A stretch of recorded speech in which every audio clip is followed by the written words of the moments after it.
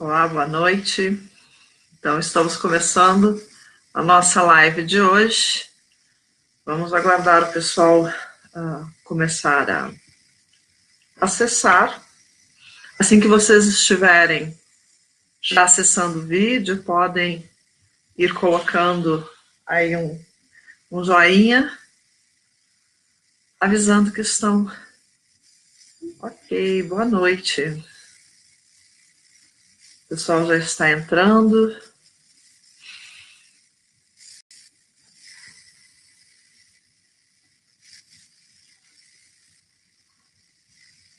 Sejam todos bem-vindos. Como é que está o som? Estão todos me ouvindo perfeitamente? A imagem? Boa noite. Seria interessante ir colocando também de que cidade, de que estado vocês são. Que aí eu vou tendo uma ideia, né, de onde estamos acessando.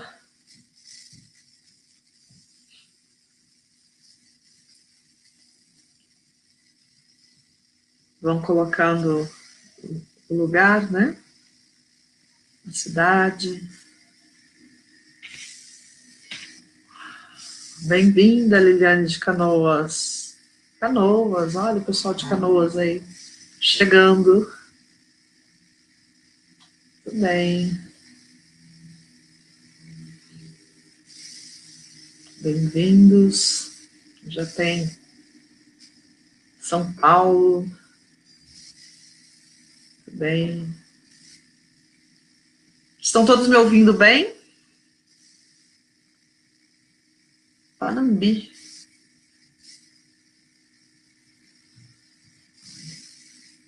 Ok, muito bem.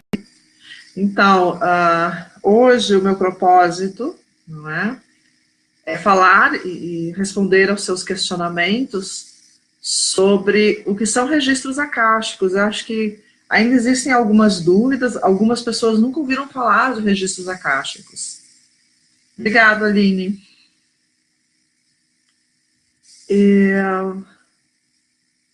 Então, eu gostaria de esclarecer para vocês o que são registros, né? E também sobre por que da importância hoje, né, do acesso aos registros. É um trabalho que tem muito a ver com a espiritualidade, está muito em sincronicidade, né, com tudo que está acontecendo. Nós estamos aí num momento bastante singular da história da humanidade, onde muitas mudanças, principalmente energéticas, estão acontecendo muito rapidamente. Acho que todos nós podemos perceber isso, não é? Então, essa palestra ela tem o objetivo de esclarecer, né, não só o que são registros acásticos, mas por que acessá-los, afinal de contas, que benefício isso nos traz como seres individuais, mas também como seres participantes de uma raça inteira, né, de toda a humanidade.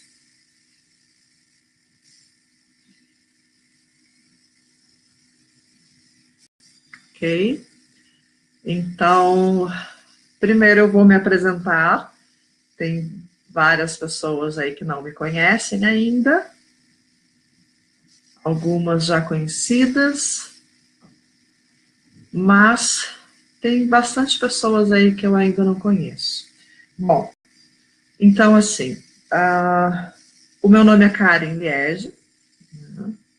Eu sou natural da cidade de Canela, na Serra do Rio Grande do Sul. Hoje eu moro em Porto Alegre. Eu iniciei a minha busca pela espiritualidade e pelas respostas da espiritualidade com 16 anos de idade, né? Foi quando algumas perguntas já não podiam mais ser respondidas por outros meios e eu vou buscar as minhas próprias respostas. Então eu comecei a fazer cursos de parapsicologia espiritualista. E na época em 87, né, era bem pouco conhecido esse trabalho, poucas pessoas ainda se interessavam, né? E foi bem na época que aconteceu a primeira convergência harmônica, que era uma ressonância, uma sincronicidade do planeta com dimensões superiores.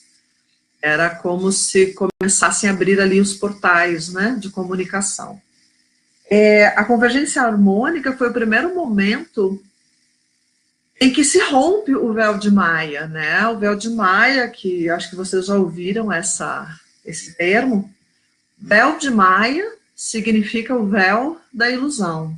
E esse é o nome que se dá para a quarta dimensão. O que é a quarta dimensão, né? A quarta dimensão é essa dimensão onde nós temos todos os umbrais, ou seja, aqueles reinos que a gente diz que são reinos inferiores, né? Mas, na verdade, em frequência, eles estão acima da frequência da terceira dimensão. Nós temos todos os umbrais, em torno de 7, 8 camadas de umbrais.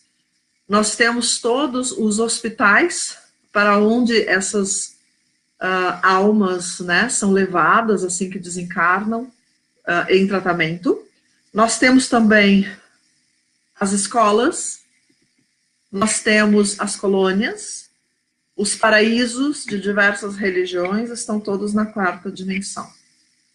E é estranho, né, a gente falar sobre isso, mas na maioria das vezes nós nunca saímos, né? Depois que viemos, encarnamos na Terra, nós nunca saímos da Terra. Nunca saímos dessa terceira dimensão. A gente desencarna, vai até a quarta e volta, né? Por isso se chama o véu da ilusão. O véu da ilusão, porque durante milhares de anos nós acreditamos que ali estava o paraíso, nós acreditamos que ali estava esses reinos conhecidos em diversas religiões. E, na verdade, o que nós estávamos fazendo era dando um passeio na quarta dimensão e voltando, né? A quarta dimensão, ela é um reino totalmente mental, né? Tudo o que a nossa mente cria, a gente envia e materializa muitas vezes na quarta dimensão. Então, vocês podem imaginar por que na quarta dimensão existem tantos reinos diferentes, né? Mas quando houve essa primeira convergência harmônica, eu já estava fazendo os meus cursos, já estava me interessando muito pela espiritualidade. Começou, então, esse acesso a essas dimensões superiores com mais intensidade, né? Nós tínhamos, antigamente, na quarta dimensão, nós tínhamos o chamado plano astral superior, que era o lugar de onde vinha, por exemplo, a energia do Reiki. Hoje não é mais, mas a energia do Reiki vinha dessa camada superior, e era de onde vinham também as interações com os mestres ascensos, porque alguns mestres permaneceram nessa camada para que a gente pudesse ter acesso às informações que eles traziam, né? Então eles ficaram para trás, digamos assim, por vontade própria, para que a gente pudesse ter acesso, porque nós não tínhamos acesso a nada além dessa estrutura. E quando iniciam, então, essas aberturas que foram aumentando, e cujo o ápice, né, maior que a gente teve foi em 2012, quando abrem, né, muitos portais ali, a gente diz que essa dimensão, a quarta dimensão, ela foi rasgada, né? E aí começa-se a ter esses acessos. Em 2012, então, eu recebi um pedido dos meus mestres, né, em especial de Saint Germain, que é um dos mestres ascensos, que eu deveria trabalhar com os registros akáshicos, né? E eu não entendia muito bem o que era, porque na época eu tinha um curso chamado Anjo Humano, né? E era o Despertar do Anjo Humano, que era voltado para aquelas pessoas que vieram para a Terra com a ênfase, né, de desenvolver-se, de lembrar quem são. Os anjos humanos vieram para ajudar o planeta passar pela transição planetária, né? Por essa transição para a quinta dimensão. Só que a maioria dos anjos humanos, quando encarnou na Terra, passou pelo plano da ilusão e esqueceu quem era. Então, esse curso era um dos cursos que ajudava estes anjos humanos a relembrarem da sua missão, a relembrarem de onde vieram, né, e para poderem reiniciar. E aí, nessa época, então, Saint Germain pediu que eu iniciasse um curso apenas de acesso aos registros akáshicos, né? E eu achei aquilo estranho, então eu questionei, mas fiz, né, esse curso, montei o curso de registros akáshicos, à parte, dentro ainda do sistema frequencial anjo humano, mas à parte, né? Então, fiz o curso de registros akáshicos, e à medida que eu fui treinando pessoas para terem este acesso aos registros akáshicos, eu fui me dando conta que essas pessoas acessavam dimensões acima da sétima. E essa era a proposta, né? A proposta do curso é acessar dimensões acima da sétima dimensão, acessar informações acima da sétima dimensão, justamente para sair fora da ilusão, né? Fora da quarta dimensão. E aí eu me dei conta de qual era o propósito desse curso, né? O propósito desse curso é justamente abrir muitas brechas na quarta dimensão. Quanto mais pessoas acessam dimensões acima da quinta, né? Sexta, sétima, 12ª dimensão, mais nós conseguimos abrir essa estrutura que se chama quarta dimensão, ou véu de Maia, véu da ilusão. Então, esse era o propósito do curso, né? E aí eu entendi, porque dentro do meu propósito pessoal está auxiliar as pessoas a lembrar quem são, né? Então, esse é um trabalho que eu faço já há muito tempo, que eu acho que eu tomei consciência dele em 2004, 2005, mas que agora é muito consciente isso, né? É o meu papel dentro da humanidade, é a minha missão de vida. Então, o que nós estamos fazendo? Estamos formando pessoas para acessar os registros akáshicos, né?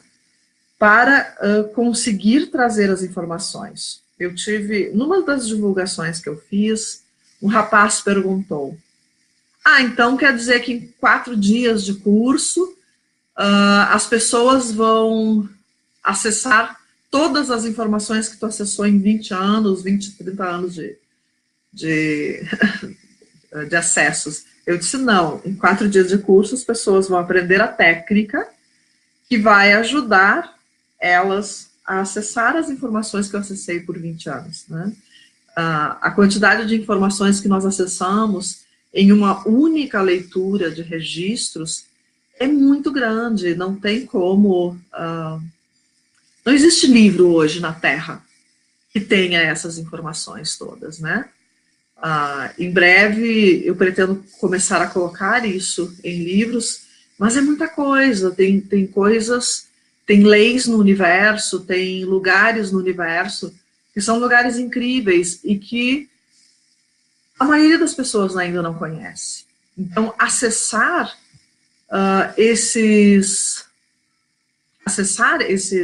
registros é essencial para que a gente desperte, para que a gente se dê conta de quem nós somos, né? Quem veio com o propósito, né, de ser anjo humano, mas também quem não veio com este propósito,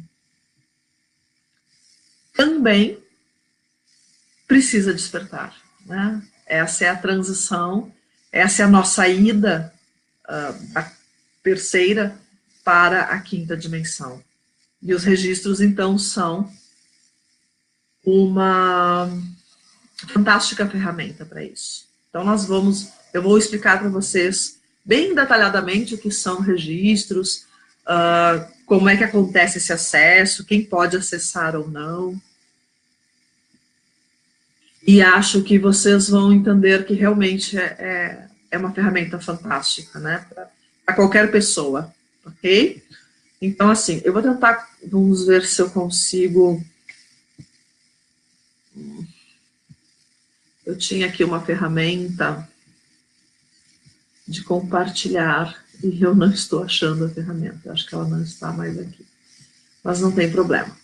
Gente, assim, então eu vou começar a falar sobre o que são registros, em primeiro lugar.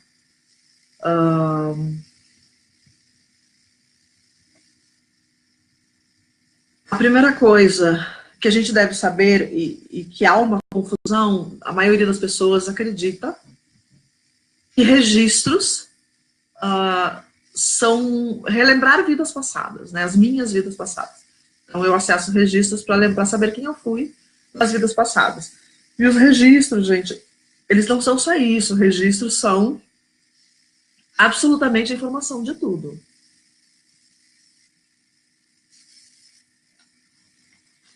Por exemplo, eu quero saber o que aconteceu, sei lá, 2000 anos atrás, né, quando dizem que Cristo foi crucificado, e eu quero saber o que realmente aconteceu, se a Bíblia está certa ou não, se as informações estão corretas. Então eu me conecto ao meu eu sou e acesso os registros. Eu não tenho nada a ver com aquela época, por exemplo, né, vamos dizer. Talvez eu não tenha vivido naquela época, mas quero saber o que aconteceu, né?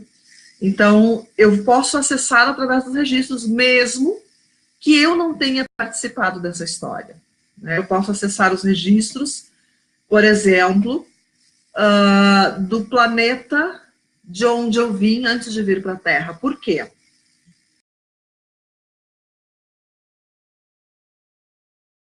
A Terra, na verdade, é um planeta bem jovem, e é um planeta de passagem.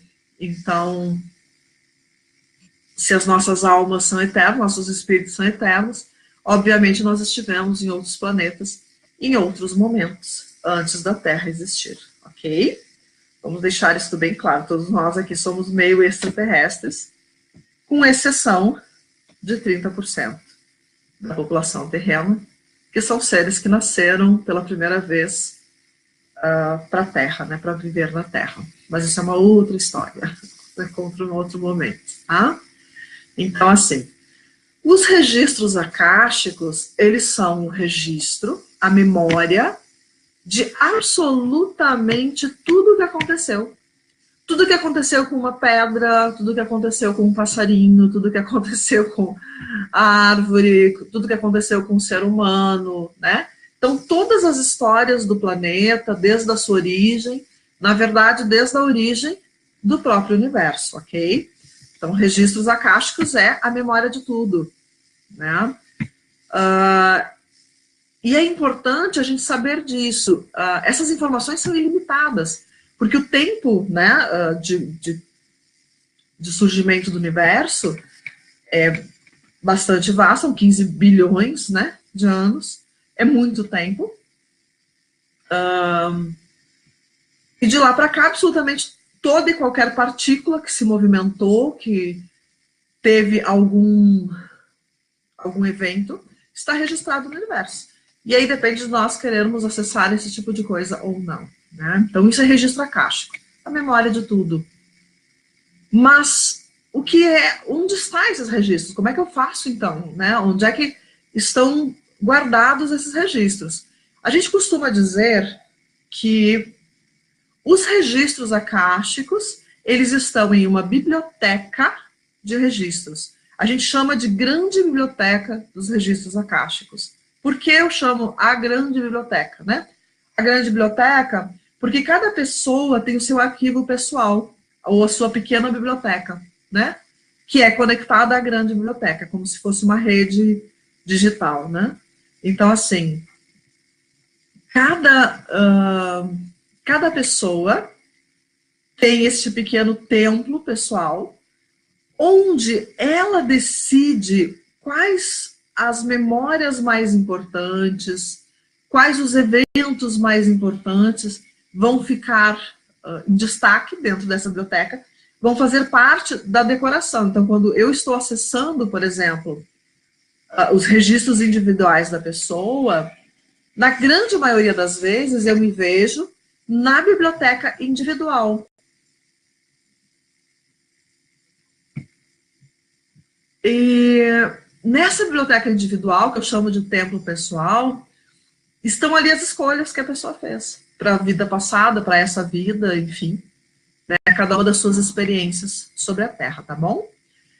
A grande biblioteca é outra coisa. A grande biblioteca, ela tem as informações de cada pessoa também, mas ela também tem as informações de cada evento que aconteceu no universo.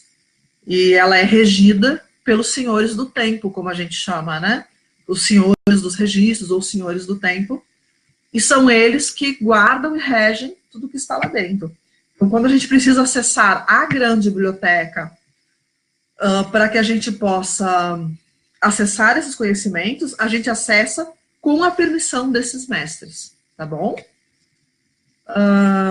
Como é que é essa grande biblioteca? Vocês têm uma ideia do que poderia ser a grande biblioteca, ou como ela se pareceria, né? A verdade é que a grande biblioteca, ela tem a aparência de acordo com a consciência da pessoa que acessa, né? Aquilo que para a pessoa que está fazendo o acesso vai fazer mais sentido, tá bom? Então, por exemplo, pode ser que a minha biblioteca seja uma biblioteca daquelas bem antigas, enormes, com livros de baixo em cima, são livros grandes, né? Com papiros, com mapas, enfim.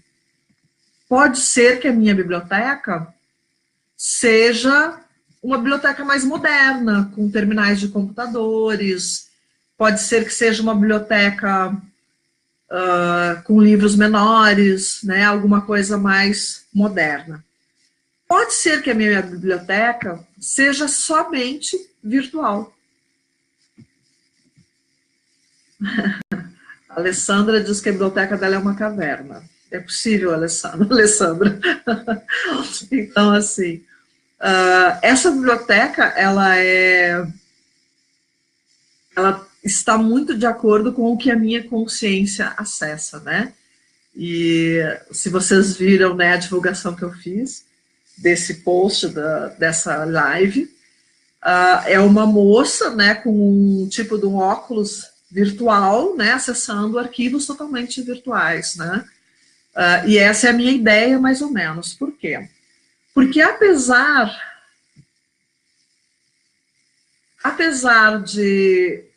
dessa biblioteca ela ter muitas informações, né?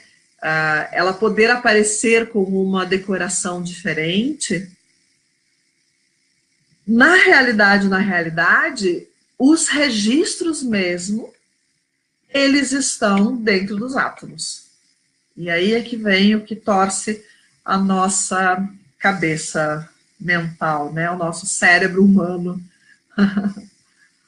E esse cérebro humano, ele não entende muito como assim, né? Como assim dentro dos átomos?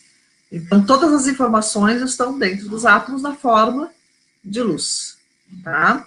A biblioteca nada mais é do que a interface. É como se fosse a tela do meu computador, né? O lugar onde eu consigo acessar as informações e lidar com elas, porque a linguagem da luz não é uma linguagem fácil de compreender. Ela não são frases em português, né? Não são frases em inglês. Então, ela é uma linguagem muito complexa. A primeira vez que eu tive um acesso, eu tive o que eles chamam de expansão de consciência num atendimento.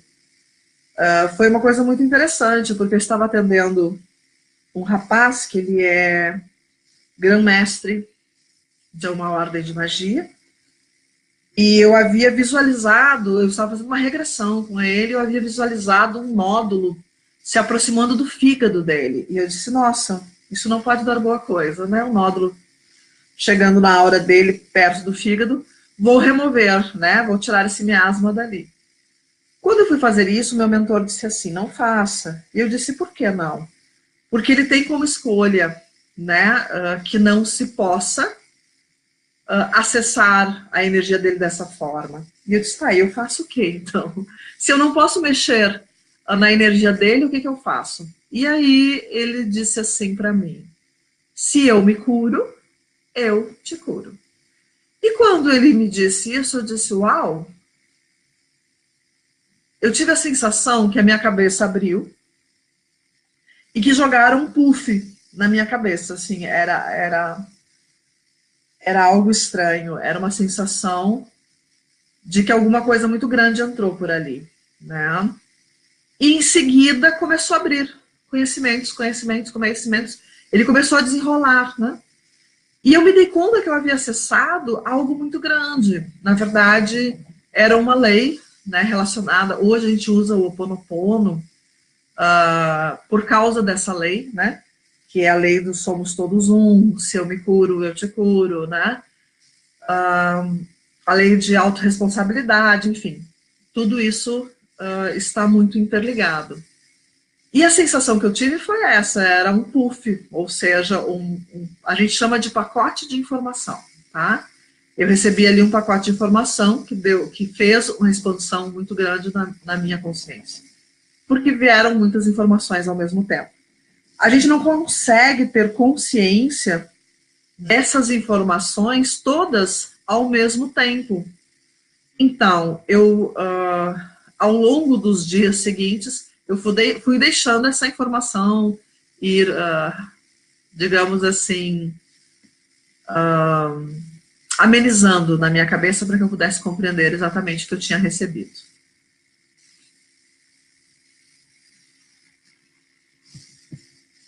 Então, assim,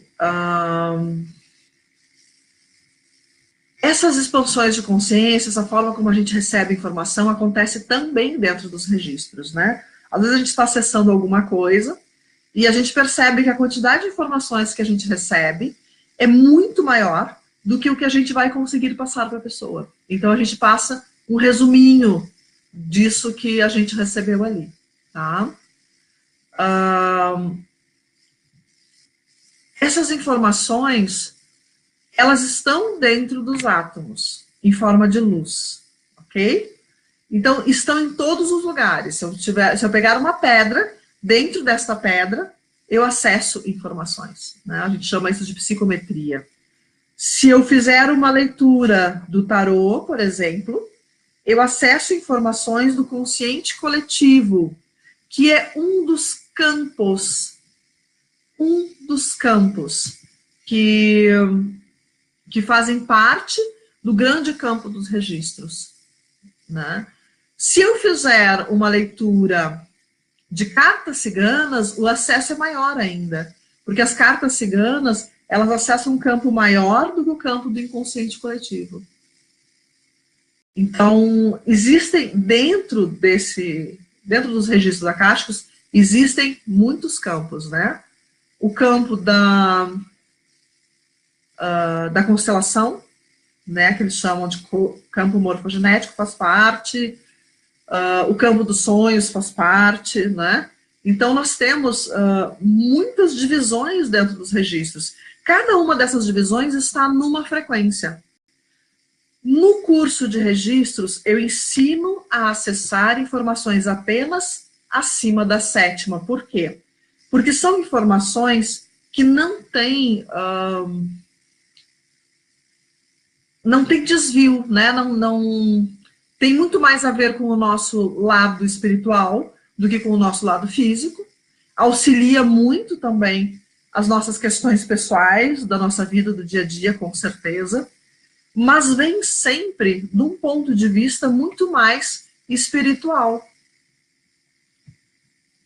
E esse acesso, então, ele é todo feito de uma forma muito segura, muito consciente, né? Eu tenho aqui pessoas que estão presentes hoje que já fizeram o curso de registros comigo ou que já fizeram acessos, né, de registros e que podem, com certeza, me confirmar, né, que a vida da gente muda quando começa a acessar os registros, porque a gente começa a ver a vida de uma forma diferente. E a gente começa a perceber o quanto se vive na ilusão. Grande parte das nossas dores, dos nossos desesperos, tem a ver com não enxergar além do véu de ilusão, né? Então, quando eu falo que os registros são a verdadeira cura, porque é a cura da alma, é sobre essa mudança da nossa forma de enxergar a vida, tá bem? Então, assim, eu disse para vocês que os registros, eles iniciaram no início do universo, ok? Mas como é que o universo começou, então, né? Em que momento isso começou? Como é que começou? Então, vou falar um pouquinho para vocês sobre isso agora. Eu vou falar um pouquinho da teoria do Amit Goswami, né? Ele fala sobre algo assim, que ele diz que o universo era o todo, e esse todo, ele estava em estado de dormência, dormindo, né? Adormecido. Iniciou, alguém está furando a parede aqui do lado. Vocês estão escutando ou não? Está dando interferência o som da furadeira? Tem alguém furando a parede aqui do lado. Olá!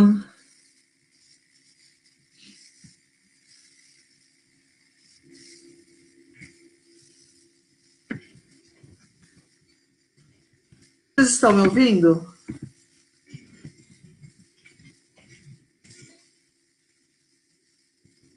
Parece que travou aqui. Só um pouquinho.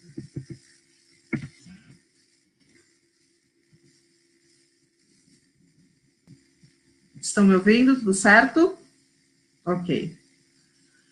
Então, assim, quando inicia o universo, né, era como se Deus estivesse lá, o todo, né, dormindo, e, de repente, houve o que a gente chama de perturbação quântica.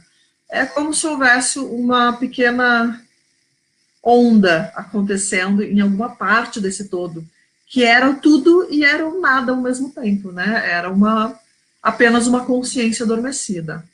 E quando essa perturbação quântica acontece e nós não sabemos por que ela acontece, inicia-se então o surgimento das grandes das pequenas partículas, né? Primeiro radiação, né? Eles dizem é muito rápido no início, porque logo que inicia, né, esse processo de formação do universo, os primeiros segundos de tempo inicia-se o processo de radiação e a temperatura ela cai de 100 bilhões de graus Celsius para 1 bilhão. Então, ela cai 99 bilhões de graus muito rapidamente, né? É um processo muito rápido, muito grande para a gente entender isso, né? E ali surgem já os primeiros elementos, os primeiros... começa a surgir hélio, o hidrogênio, né? Que são os primeiros, o hidrogênio primeiro, depois o hélio, né? O hidrogênio tem apenas um próton, o hélio tem dois. O hélio vem da junção de dois hidrogênios, né, em fusão nuclear, e dos próximos 3 minutos vão surgir todos as outras partículas, né? Então, leva 300 mil anos para a gente ter toda a formação dos átomos como nós os conhecemos hoje, né? Os grandes átomos, eles vão vir a ser formados depois de 300 mil anos da existência. E é depois de 300 mil anos que surgem as estrelas, e nessas primeiras estrelas é que vão surgir, então, os elementos maiores, e começam a surgir as substâncias complexas, e daí por diante, ok? Então, é um resuminho bem rápido do universo, tá? Então, o que acontece? Nesse tempo, tudo o que está acontecendo está ficando registrado dentro dos átomos, está ficando registrado como em forma de luz, né? E E esses são os registros akáshicos, basicamente. Então, chega um momento do universo que essa consciência,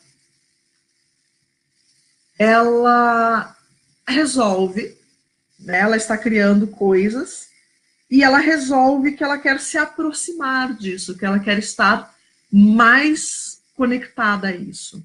E aí vão surgir as mônadas. Então, quem são as mônadas, né? As mônadas são pequenos é maneira de dizer, tá? Elas são enormes. Elas são 144 seres dentro, né? É uma esfera, é um ser de luz enorme, que tem 144 seres dentro de si, seres enormes. E essas mônadas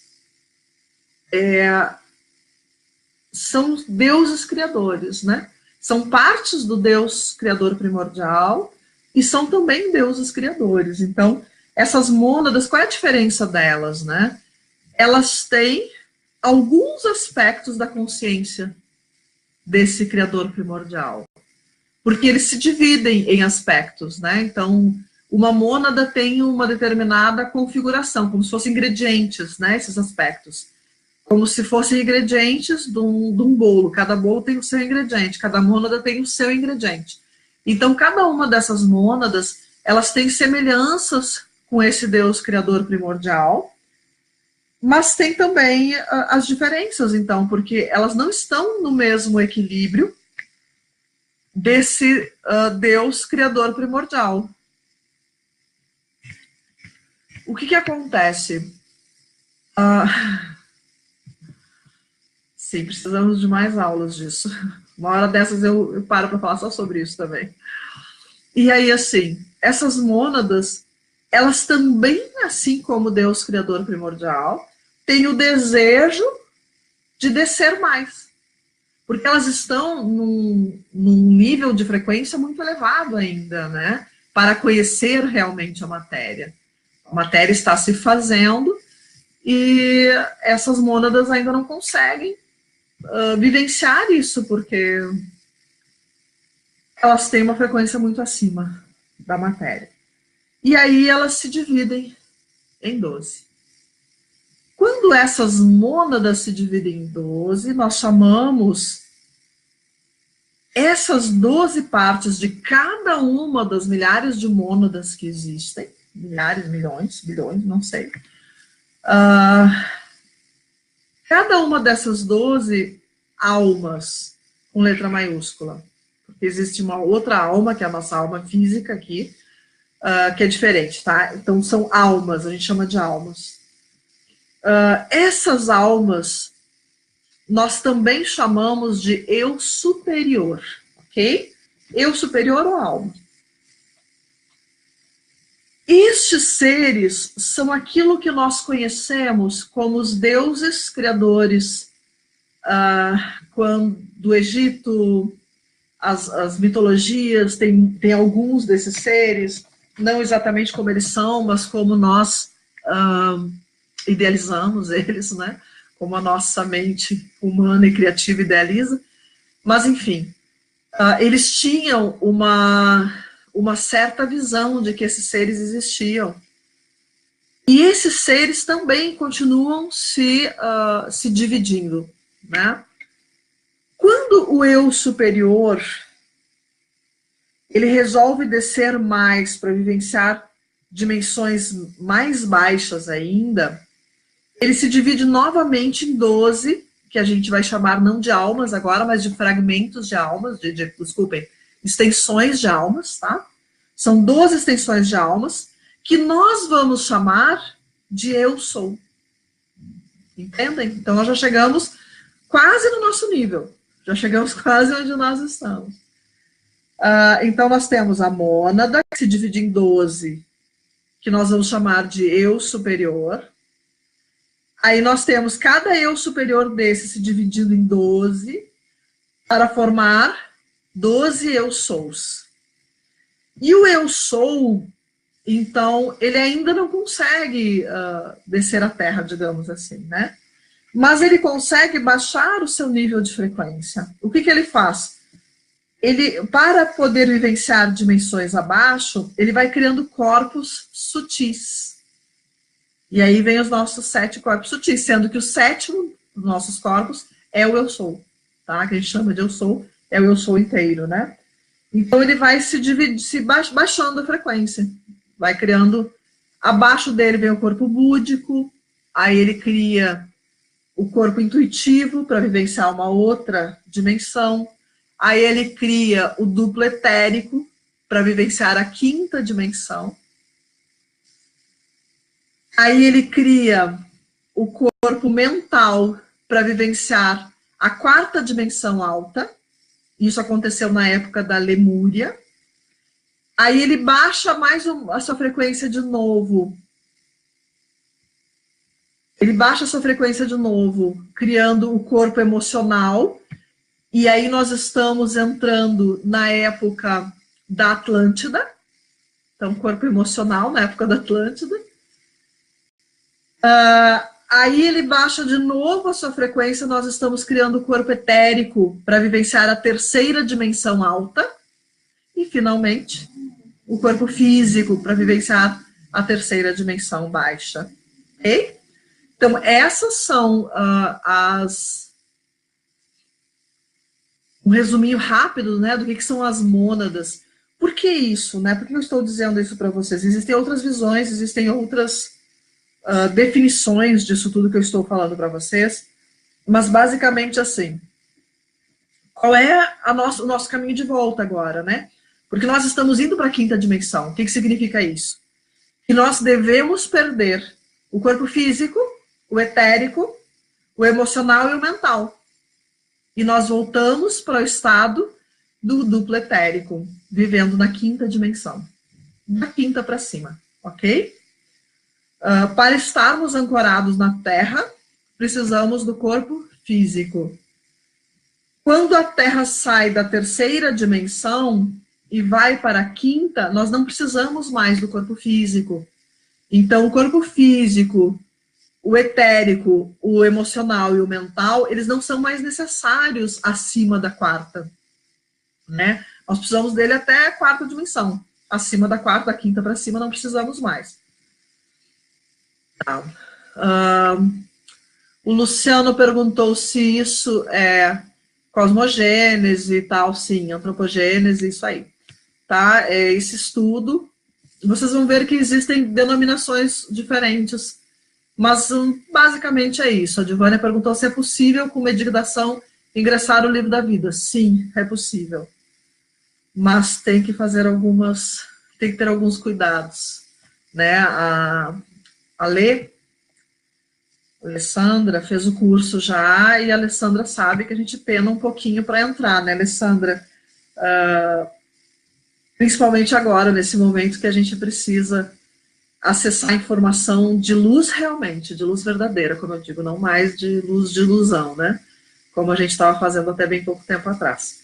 Então, a gente precisa ter alguns cuidados, sim, porque não é qualquer acesso, não é qualquer fonte que é pura, né? E a gente tem que ter esse cuidado. Então, são vários exercícios para isso. A conexão com o nosso eu sou é essencial, tá bom? Então, nós chegamos nessa parte, né? De como acontece isso, né? O eu sou, ele é o nosso eu inteiro, né? O eu sou, de fato, ele é o nosso eu inteiro. Ele está numa frequência acima da 7ª, né? Acima da 7ª dimensão ou 7ª densidade, tá? E para que a gente possa acessá-lo, a gente tem que abrir esse canal. Nós temos um canal que passa por todos os nossos chakras e que conecta a eu sou. Esse canal, que é um canal de luz chamado Antakarana, ele precisa estar conectado ao centro da Terra, Mãe Gaia, e do lado de cima ele tem que estar conectado com o eu sou. E esse canal ele tem que estar aberto e limpo. Não pode haver nada, nenhum tipo de energia bloqueando. E acontece que todas as emoções de baixa frequência fecham esse canal. Então vocês veem como é complicado, a gente precisa saber lidar com essas emoções. Por quê? Toda vez que eu sinto vergonha, culpa, raiva, medo, temor,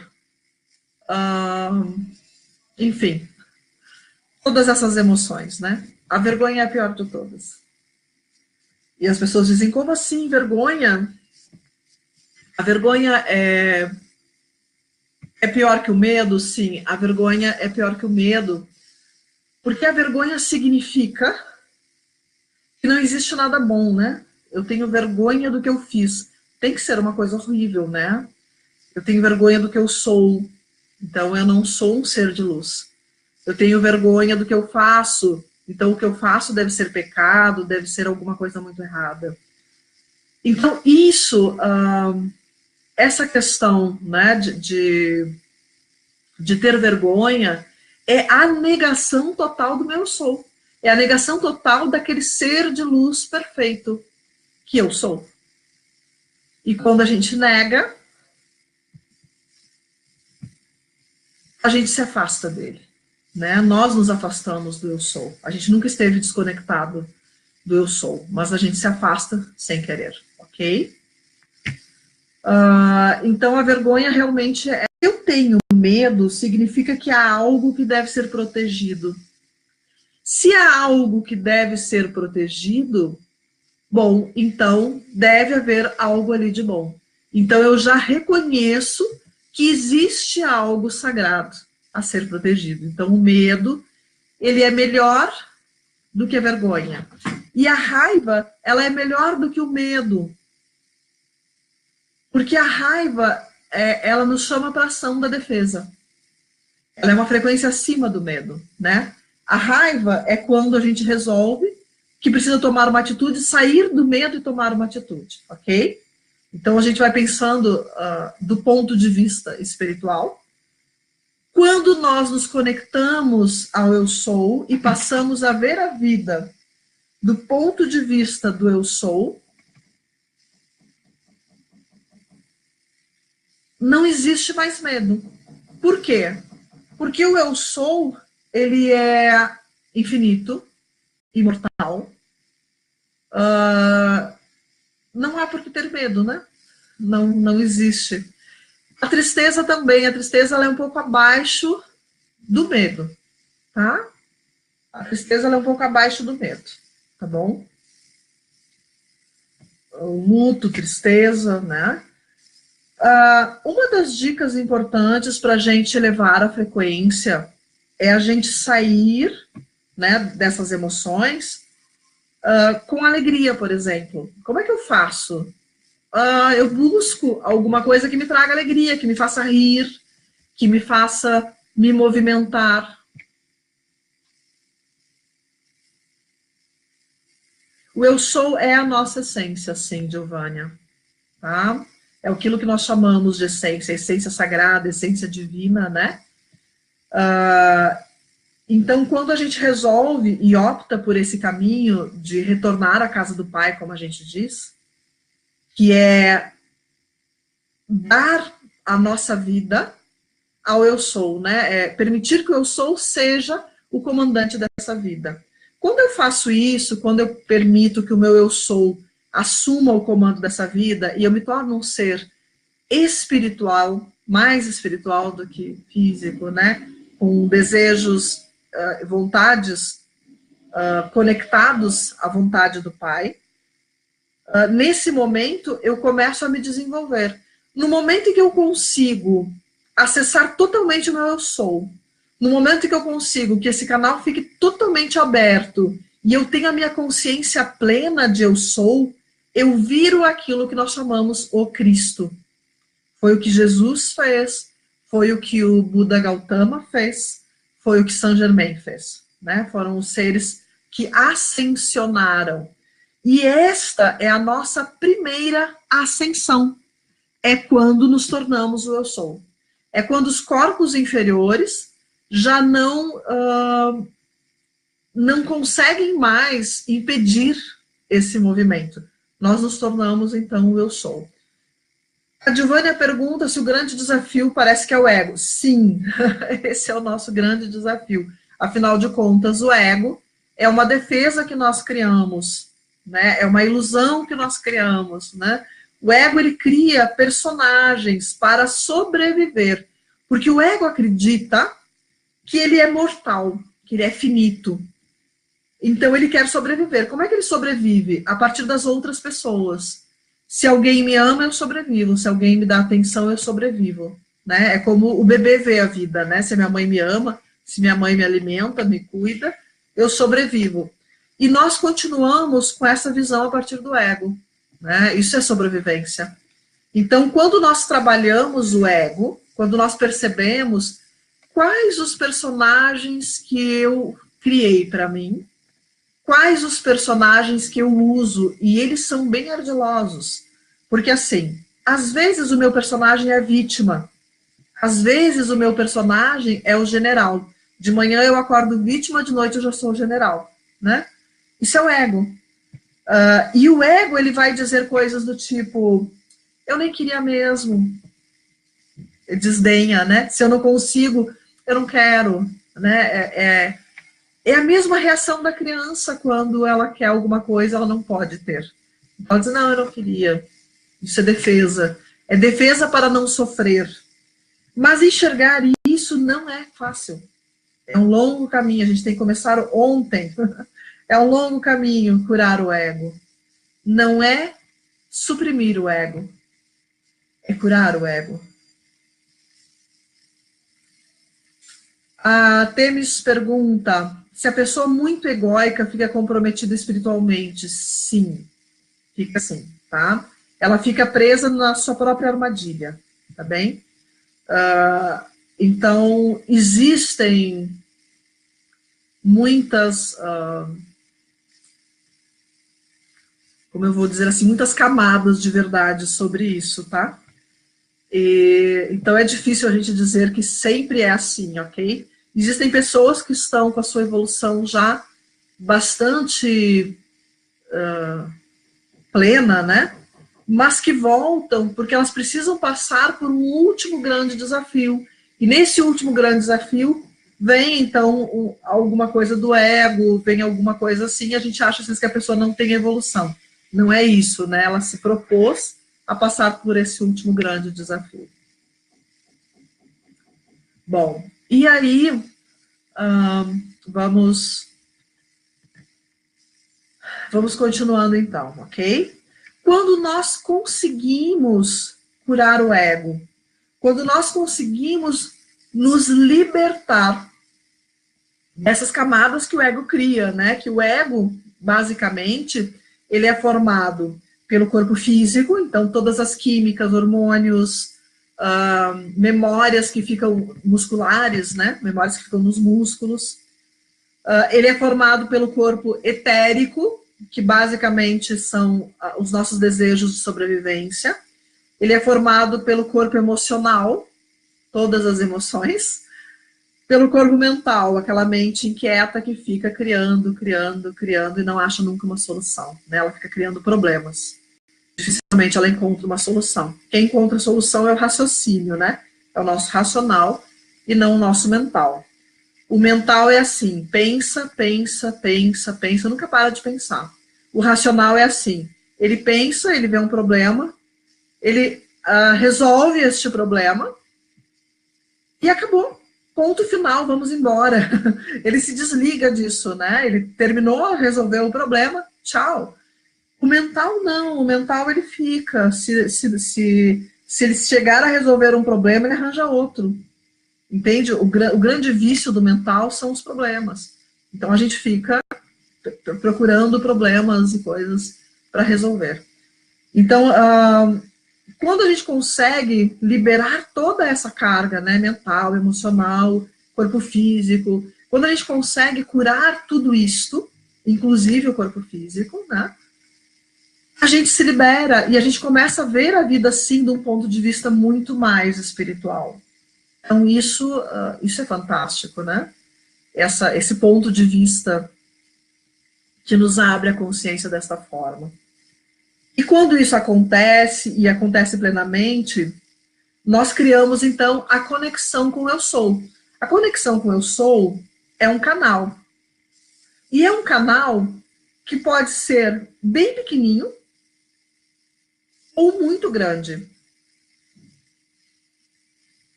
Quanto maior esse canal, quanto mais largo este canal, imagine um tubo PVC, né, com vários diâmetros. Quanto maior o diâmetro desse canal, maior a quantidade de informações que eu recebo, maior a minha conexão com o eu sou. É uma caminhada. Então, quando eu dou o curso de registros, por exemplo, eu ensino a pessoa a acessar essa conexão, a acessar o seu eu sou, ok? Mas manter essa conexão, trabalhar essa conexão, aumentar essa conexão é exercício. É a pessoa se trabalhando no dia a dia, é a pessoa aumentando a quantidade de luz. É a pessoa trabalhando a quantidade de amor que ela sente. É a pessoa trabalhando a sua gratidão, né? Então, quando a pessoa consegue fazer esse autotrabalho, o seu canal ele vai expandindo. Nessa época agora, que isso tudo é permitido, ele expande muito rápido. Então, é um trabalho que se faz, sim, de autoconhecimento, de crescimento, e tudo isso, né? A gente precisa trabalhar com a psicologia, com as terapias, com a espiritualidade, tudo junto, com exercícios físicos, massagem, bioenergética, né? Existem muitas ferramentas e nós deveríamos estar usando todas elas, porque elas estão disponíveis, né? Fazer uma constelação sistêmica, fazer uma regressão, fazer uma reintegração de consciência, fazer uma leitura de registros, porque isso vai nos mostrando qual é o nosso caminho sobre a Terra, qual é a minha missão, e como é que é a melhor maneira que eu tenho de fazer a minha missão o mais eficiente possível. Então, quando eu consigo finalmente acessar o meu eu sou, permitir que o meu eu sou se torne a minha própria existência, eu libero totalmente o ego, né? Eu ascensionei, eu virei luz. Por quê? Porque essa é a nossa primeira ascensão, ok? Então, eu estou voltando à casa do Pai. Termina aí, eu ascensionei, acabou, cruzo os braços e vou embora? Não. É apenas o primeiro degrau. Então, para vocês terem ideia de como nós precisamos trabalhar, é só vocês perceberem que nós estamos no início de uma jornada bem grande. Depois desta primeira ascensão, nós trabalhamos, num outro nível, não é mais o ego que é o problema, mas tem questões bastante semelhantes, e do eu sou, eu vou fazendo uma caminhada até encontrar com as 11 almas que fazem parte do meu eu superior. Quando eu tenho quantidade de luz suficiente, conhecimento suficiente, eu encontrei essas 11 partes, a gente chama de extensões de alma. Uma dessas extensões é a minha alma companheira, é o meu complemento divino, tá? Não é um romance, tá, gente? Não é alma gêmea. É o meu complemento divino, é aquele ser que eu vou encontrar e muito provavelmente eu vou ascensionar com ele, né? E aí eu me torno quem? O eu superior. Eu e mais 11 seres. Então é um grupo de 12 seres que perdem totalmente a sua individualidade e se tornam um só. Vejam que aí não existe mais personalidade, não existe mais individualidade, são seres que se fundem na luz e se tornam um ser. Das informações que nós temos, uma das informações certas que nós temos é que Jesus recentemente passou por essa ascensão, ok? Ele se torna, né, nesta ascensão, essa ascensão que nós chamamos de a ascensão dos 12 Budas, né? E ele se torna, então, Sananda Kumara, porque é uma família, tá? Sananda Kumara, é uma família de seres, ok? Então, essa ascensão é uma ascensão mais complexa, né? Nós precisamos de muito mais luz para chegar lá, mas acho que Se a gente começar agora, quem sabe, né? Daqui a pouco a gente encontra essa caminhada, tá bom?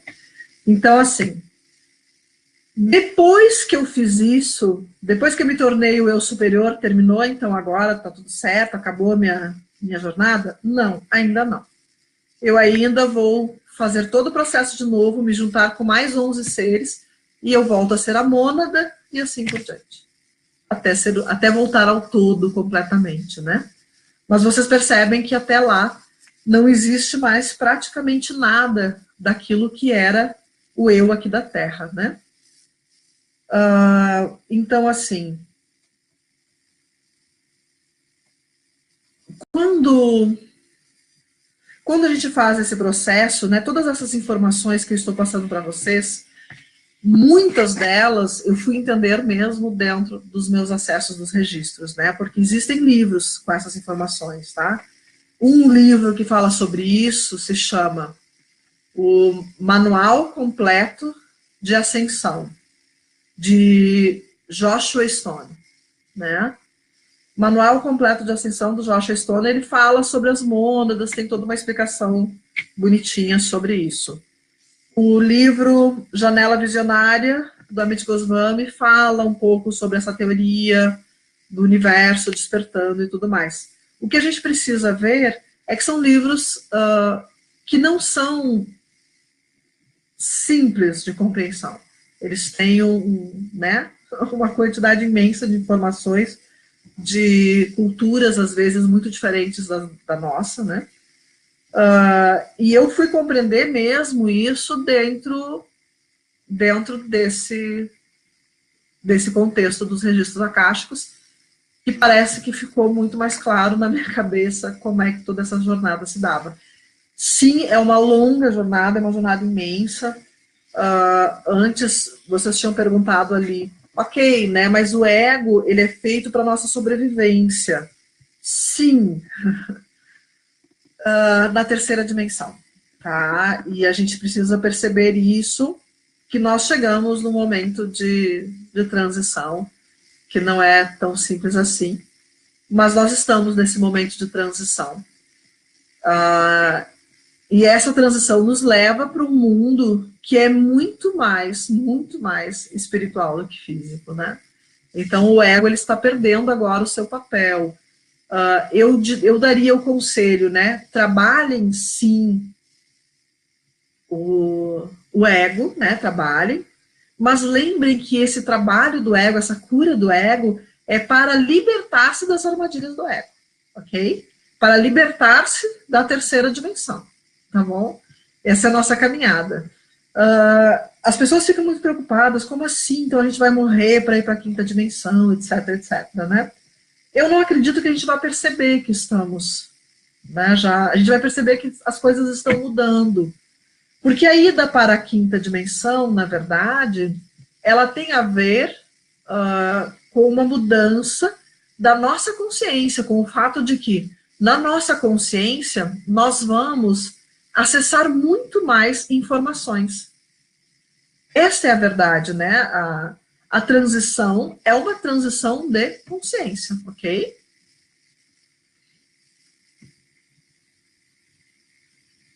Então, e aí, tem gente perguntando sobre as sombras, né?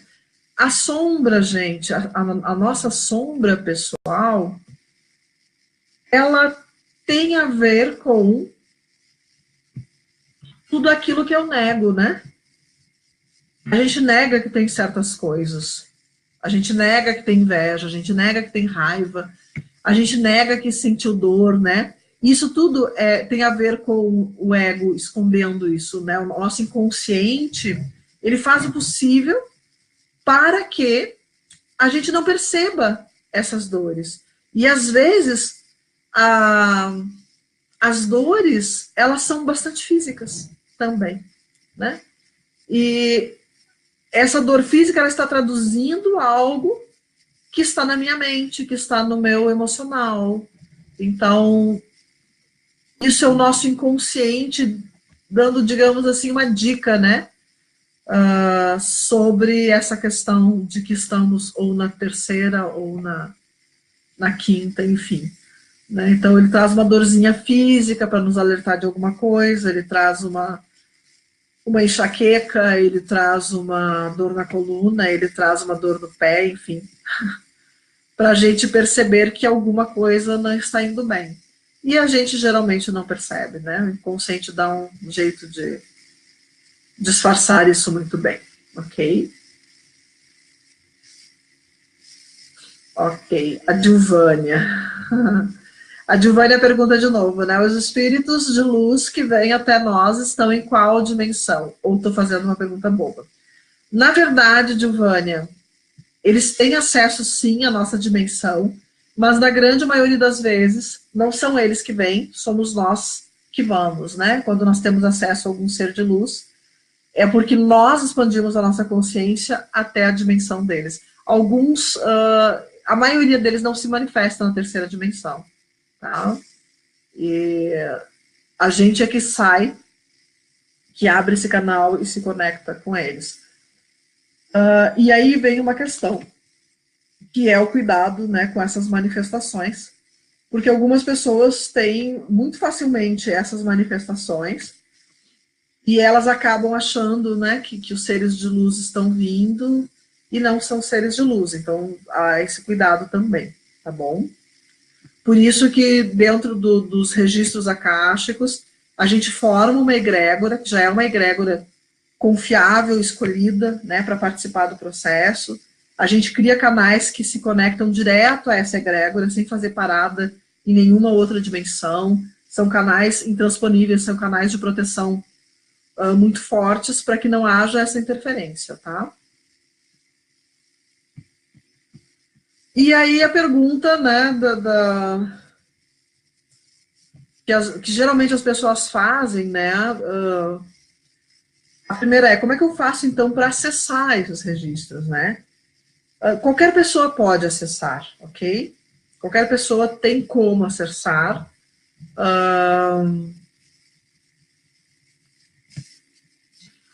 Qualquer pessoa consegue, se quiser acessar, desde que ela consiga fazer essa conexão com o Soul. Tá? A Maria Cecília pergunta, né, canaliza... Então, como é que tem pessoas que dizem ser canais deles? Exatamente por isso, tá? Canal, porque a pessoa cria um canal até esse ser, tá? Nem todas as pessoas que se dizem canais de seres de luz são canais de seres de luz, de fato. Tá? Isso também é um cuidado. Nem toda canalização que a gente vê na internet é realmente uma canalização de luz. Às vezes são seres que estão em dimensões mais baixas. Nem todos são seres ruins, obviamente, né? Mas são seres que às vezes têm pouca coisa mais de consciência do que a gente. Eles enxergam um pouquinho a mais, né? O ideal é a gente se conectar com seres que estão sempre acima da sétima, da 12ª dimensão. Quanto mais elevada essa dimensão, melhor, né? Ok? E aí, assim, então, todo mundo pode acessar. Todo mundo acessa? Não. Por quê? Algumas pessoas até recebem informações dos registros. Entretanto, não confiam. E aí distorcem o que está sendo dito. Acessaram os registros, conseguiram, né, ter acesso a isso, mas distorcem o que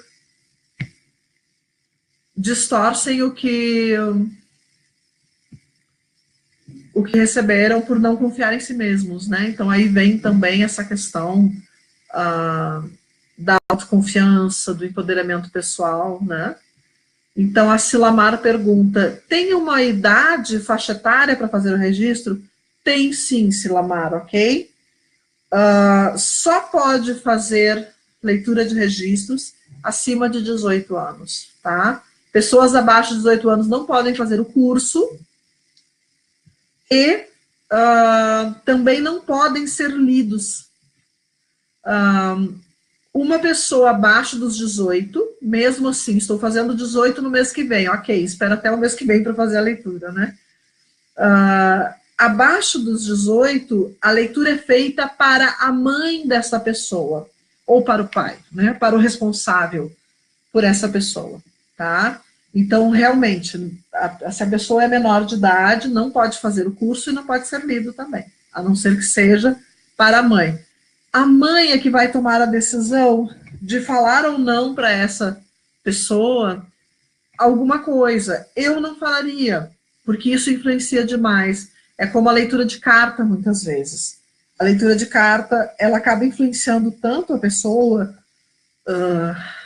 que a pessoa muda o rumo, né, da sua vida. As coisas boas que estavam para acontecer não acontecem em função da pessoa ter se impressionado. Tá? Eu falo também, e acho que é uma questão bem importante, né, que as pessoas me perguntam, né, o que significa, então, essa questão de verdadeira cura, né, o que é a verdadeira cura, afinal de contas? Por que vocês dizem que os registros fazem, dão essa verdadeira cura? Porque a verdadeira cura só existe uma, tá, gente? A verdadeira cura é a expansão de consciência, é a ascensão, né? É esse crescimento dentro da espiritualidade, é quando eu consigo evoluir e expandir a minha consciência. Sem esse entendimento, sem essa expansão de consciência, não existe uma cura real. Eu posso diminuir as dores, eu posso melhorar, mas vocês vão perceber que volta. Se eu não entrei no entendimento real da questão, acaba que eu vou voltar para o padrão, né? Então, o registro, ele pode trazer, porque toda leitura de registro causa uma expansão de consciência, sim. Tanto para a pessoa que é lida, quanto para a pessoa que está lendo. Muitas vezes, durante uma leitura de registros, eu recebo informações que não são para a pessoa que eu estou lendo, que são para mim. Isso é uma coisa que às vezes me surpreende bastante, né? Eu recebo a informação e eles dizem que essa informação não é para passar para a pessoa, essa informação é para que eu preciso saber aquilo ali, né? Então a gente recebe essas expansões de consciência, as pessoas que são lidas, elas me relatam muitas mudanças que ocorrem na vida delas, muitas alterações, né? Eu tive uma cliente que foi bem engraçada, até 3 meses depois, ela chegou assim com uma felicidade enorme, dizendo, Karen, eu vim porque eu precisava te contar, eu só queria te contar que a minha vida mudou completamente. E eu disse, sério, o que aconteceu? Então, eu me mudei, eu saí do meu emprego e eu terminei o meu casamento. E eu fiquei chocada olhando para ela, tipo assim, ok, você está bem? E ela, eu estou felicíssima, porque eu fiz tudo o que eu queria em 3 meses. Tudo que fazia anos que eu estava protelando, eu consegui fazer em 3 meses. E a minha vida mudou para muito melhor. Ela desistiu da profissão dela e começou a fazer cursos na área das terapias, porque ela se deu conta que essa era a caminhada dela, tá? Então, os registros, eles às vezes causam este caos benéfico, que é o caos da mudança, né? E se a gente não tem medo,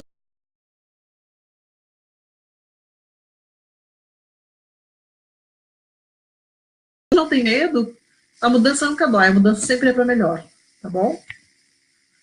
A Renata pergunta se é diferente, né, desses guias espíritos que trabalham na Umbanda ou que vêm orientar em centros kardecistas. É diferente, sim, tá? Existem seres de luz de dimensões mais elevadas que vêm, existe. Para que eles possam vir até um centro de Umbanda, até um centro kardecista, para fazer essa orientação, eles precisam largar parte da sua consciência. Eles entram no véu da ilusão também. Então, eles vêm, mas não com todo o acesso que teria, né? Pode ser o mesmo ser, mas a consciência deles não está naquele nível, eles sabem disso.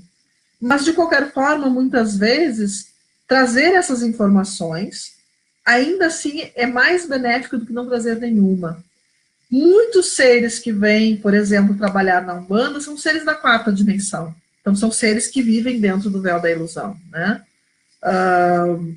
Alguns são excelentes, já estão se trabalhando, tem algumas informações. Alguns têm, sim, informações um pouco além da quarta dimensão, né?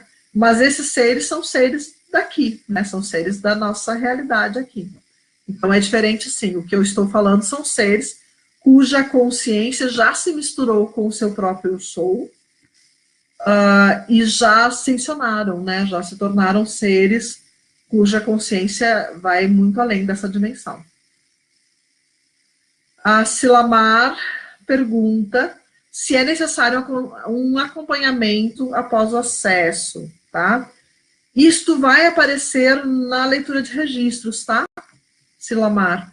Porque, assim, às vezes é necessário, sim. Às vezes a pessoa tem alguma coisa que está muito comprometida. E na leitura de registros vai ser dito, você precisa fazer uma reintegração de consciência, você precisa fazer uma apometria, você precisa fazer uma terapia de bioenergética, você precisa fazer uma